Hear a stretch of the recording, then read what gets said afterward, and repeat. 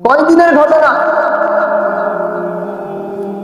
আপনার আমার মতো করে যার সন্তান, আপনার আমার মতো কত যুবক ছেলে পানির নিচে পড়ে মারা যায়, গাড়ির নিচে পড়ে মারা যায়। চোখ দিয়ে ভিডিও গুলো দেখলে মনে হয় অস্থিবোধ ঝরে পড়ে যায়। চোখের সামনে দেখলে একটা মাছ সমুদ্রের তলায় চলে গেল, চোখের সামনে কয়েক সেকেন্ডের ব্যবধানে নিজের সন্তান লাশ হয়ে ফেলল, কয়েক সেকেন্ডের ব্যবধানে নিজের কলিজার টুকরা মেয়ে 18 পারা হাফেজ লাশ হয়ে ফেলল। কেন? এগুলা কি আপনার চোখে পড়ে না?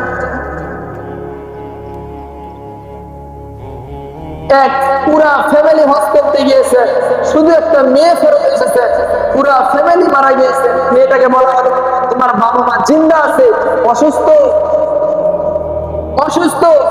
তারা মেডিকেলে আসে, সুস্থ অবস্থায় ফিরবে। ছোট্ট বাচ্চা খেলনা দিয়ে তাদেরকে মন বোঝানো হলো। তাকে মন বোঝায় কিছুদিন যাওয়ার পরে যখন দেখলো বাবা মা ফিরে না, তাকে বলা হলো তোমার বাবা মা নেই। তখন বাচ্চাটার কান্না দেখলে বুকটা মনে হয় ফেটে যায়। বাচ্চা কান্না করতে করতে বলতেছে, আজকে আমি কাকে মা বলে ডাকবো, আজকে আমি কাকে বাবা বলে ডাকবো? সে মা কোথায়? মাকে আমি হারানো। বাচ্চাটার কান্না আপনার আমার কি চোখে পড়ে না? আমি কি এভাবে চলে যেতে পারি না? চোখের সামনে লঞ্চ দুর্ঘটনা, ট্রেন দুর্ঘটনা, বাস দুর্ঘটনা, বাইক দুর্ঘটনা, এমন কোন দিন নাই যুবকের লাশ পাওয়া যায়, এমন কোন দিন নাই আপনার আমার মতো মানুষের লাশ পাওয়া যায় না, এমন কোন দিন নাই। পানির নিচে, ঘুমের মধ্যে, গাড়ির নিচে, রাস্তাঘাটে লাশের অভাব নাই। আপনার আমার কি এতটুকু কমন সেন্স নাই? এই তালিকায় আমিও থাকতে পারি। আপনার আমার সময় ছিল, যে বাসটি পড়ে গিয়েছে অত্যন্ত 50+ মানুষ ছিলেন, 40 সিটের গাড়ি। একজন বলল যে আমি বাসের লাস্ট পর্যায়ে ছিলাম,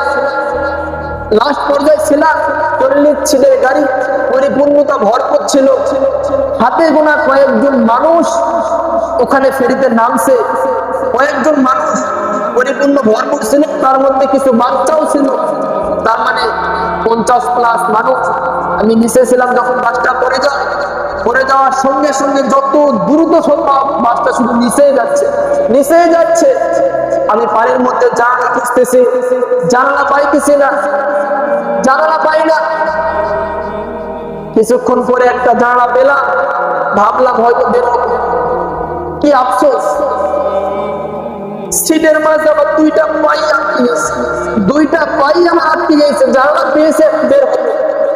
এমন তো অবস্থায় আমার দুইটা পা যখন সিটের মাঝে আটকে যায়, মানুষের নিঃশ্বাস আর কতক্ষণ থাকে পানির ভিতরে, তাও আবার আতঙ্কর ভিতরে। একটাবার চিন্তা করে দেখে, যখন সিটের মাঝে আমার পা আটকা যায়, আমি নিজের জীবনের লাস্ট পর্যায়ে আমি ভাবলাম আমি আর আমার জীবন নিয়ে কোনো আশা ভরসা নাই, তার কারণ আমি এখান থেকে আর ফিরতে পারবো না। আমি যখন আমার জীবনের হাত ছেড়ে দিয়েছি,